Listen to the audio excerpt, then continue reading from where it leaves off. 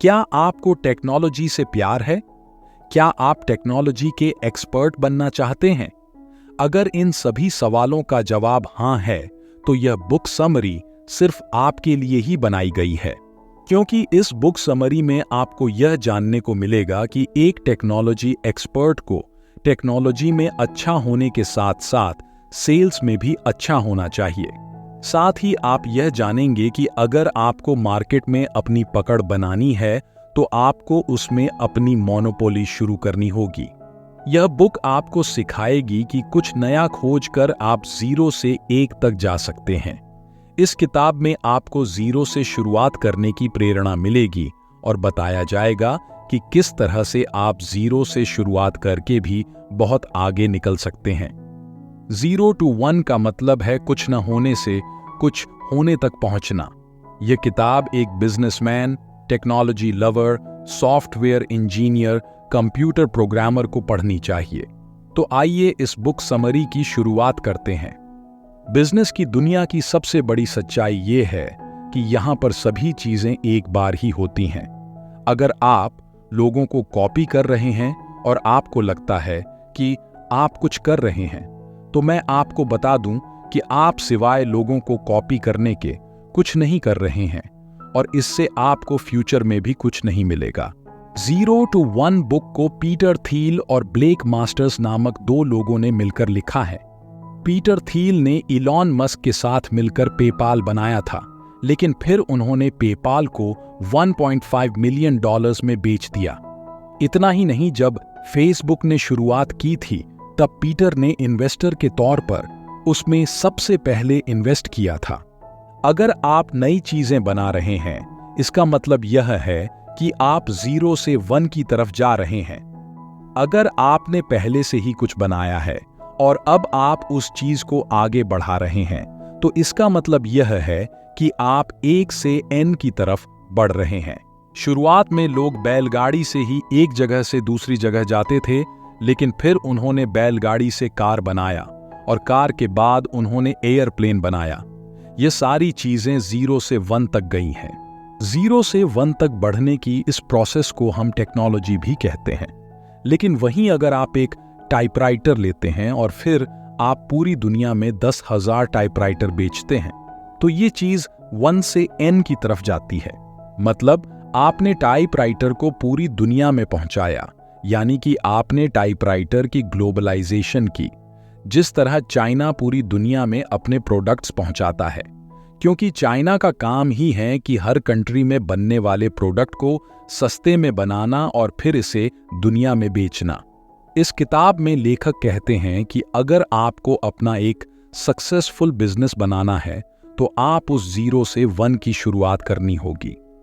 वैसे तो यह बात सुनने में बहुत आसान लगती है, लेकिन जब एक बिजनेस आइडिया पर काम करने की बारी आती है, तब लोग यह काम सही से नहीं कर पाते हैं, क्योंकि एक बिल्कुल नए आइडिया पर काम करना बहुत ही रिस्की होता है और नया आइडिया आसानी से आता भी नहीं है। कोई भी अकेला आदमी इस दुनिया में नई टेक्नोलॉजी नहीं ला सकता है, क्योंकि इस दुनिया में नई टेक्नोलॉजी या कुछ नया लाने के लिए उसे कुछ लोगों की जरूरत जरूर होगी। लेखक यह भी बताते हैं कि आज दुनिया में वही लोग चेंज ला सकते हैं जो स्टार्टअप शुरू करते हैं। स्टार्टअप ऐसे लोगों के ग्रुप होता है जो एक साथ काम करते हैं और लोगों को कोई नया चीज देते हैं। इस बुक समरी में हम आगे जानेंगे कि सक्सेसफुल स्टार्टअप किस तरह से शुरू किया जाता है। अगर आप कन्वेंशनल थिंकिंग से उल्टा सोचते हैं, तो आप यह मान सकते हैं कि आप में स्टार्टअप शुरू करने की पूरी एबिलिटी है। अगर आप एक स्टार्टअप के बारे में सोच रहे हैं, तो आपको खुद से यह सवाल पूछना चाहिए कि ऐसी कौन सी वैल्यूएबल कंपनी है जो अब तक किसी ने नहीं खोला और ना ही खोल रहा है। जब आप खुद से सवाल पूछेंगे ना, तब आपको शायद ही इस सवाल का कोई जवाब मिलेगा, क्योंकि यह सवाल बहुत ही मुश्किल है। ऐसा हो सकता है कि जो आपने सोचा है उससे आप अपने कस्टमर को तो वैल्यू प्रोवाइड कर पा रहे हैं, लेकिन उस आइडिया से आपको कोई वैल्यू नहीं मिल रही है, तो ऐसे में अपना बिजनेस शुरू करना बेकार है। ऐसा इसलिए है क्योंकि वैल्यू क्रिएट करना और वैल्यू कैप्चर करना 2 अलग अलग बातें हैं। चलिए इस चीज को एक एग्जाम्पल से समझते हैं। यूएस का ऑनलाइन बिजनेस अपने कस्टमर को हर साल बिलियंस में सर्विस प्रोवाइड करता है। साल 2012 में जब एयरलाइन की टिकट $175 थी, तब उन्होंने हर पैसेंजर से सिर्फ 31 सेंट कमाए थे, और इसी साल एयरलाइंस ने $160 बिलियन का प्रॉफिट किया था। अगर आप एयरलाइन की इस कमाई को गूगल के कमाई से कंपेयर करेंगे तो उस समय गूगल ने सिर्फ 50 मिलियन ही कमाए थे, लेकिन फिर भी उन्होंने 21% का प्रॉफिट कमाया था, जो कि एयरलाइंस के प्रॉफिट से 100 गुना ज्यादा था। लेखक तो इतना कहते हैं कि अगर आप उस साल सारे एयरलाइंस को मिला भी दे, तब भी वह गूगल के प्रॉफिट तक ही 3% तक पहुंच पाएंगे। लेखक का कहना है कि ऐसा इसीलिए है क्योंकि एयरलाइंस एक दूसरे से कंपटीशन करते हैं, लेकिन गूगल ने मार्केट में अपना अकेला मोनोपोली तैयार किया है। एक परफेक्ट कंपटीशन मार्केट में सारे प्रतियोगी एक दूसरे की कॉपी करते हैं और एक ही तरह के प्रोडक्ट बेचने में लगे रहते हैं, लेकिन मोनोपोली में लोग अपने प्रोडक्ट को यूनिक बनाते हैं। यही वजह है कि परफेक्ट कंपटीशन में बिजनेस करने वाले लोगों से ज्यादा वह लोग पैसे कमाते हैं जो मार्केट में अपना खुद का मोनोपोली शुरू करते हैं। एक परफेक्ट कंपटीशन बिजनेस में कोई भी प्रॉफिट नहीं कमाता है, लेकिन एक मोनोपोली बिजनेस में बिजनेसमैन अपने बिजनेस को अच्छा बनाने के लिए झूठ भी बोलता है। अगर कोई कंपनी है जो यह एक्सेप्ट कर रही है कि वह एक मोनोपोली कंपनी है, तो इसका मतलब ये है कि वह कंपनी मार्केट में सबसे ज्यादा प्रॉफिट कमा रही है। और अगर यह कंपनी सरेआम यह बात कह दे कि वह एक मोनोपोली कंपनी है, तो गवर्नमेंट उनके ऊपर अलग अलग पॉलिसी लगा देगी। इसीलिए इन पॉलिसी से बचने के लिए ज्यादातर कंपनीज कभी भी यह रिवील नहीं करती कि वह एक मोनोपोली कंपनी है। अगर आप गूगल की ही बात करें तो गूगल कभी भी सामने से यह नहीं कहता कि वह एक मोनोपोली कंपनी है। लेकिन अगर आप ध्यान देंगे तो दुनिया में जितने भी लोग हैं, वह सारे लोग चीजों को सर्च करने के लिए गूगल का ही इस्तेमाल करते हैं, न कि किसी दूसरे सर्च इंजन का। तो ऐसे में देखा जाए तो गूगल की मोनोपोली हर जगह है।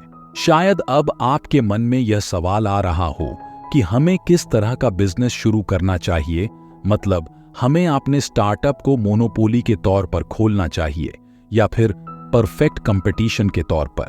वैसे तो यह सवाल उतना मुश्किल नहीं है, लेकिन इस सवाल का जवाब देने से पहले कुछ बातों का ध्यान रखना जरूरी है। अगर आपके पास कोई ऐसा आइडिया है जिसके ऊपर किसी ने काम नहीं किया, तो वह एक मोनोपोली बिजनेस होगी। लेकिन अगर आपके पास कोई ऐसा आइडिया नहीं है जो आपको दूसरों से यूनिक बनाए, तो अब आप जो स्टार्टअप करेंगे वो आपका कॉम्पिटिटिव बिजनेस होगा।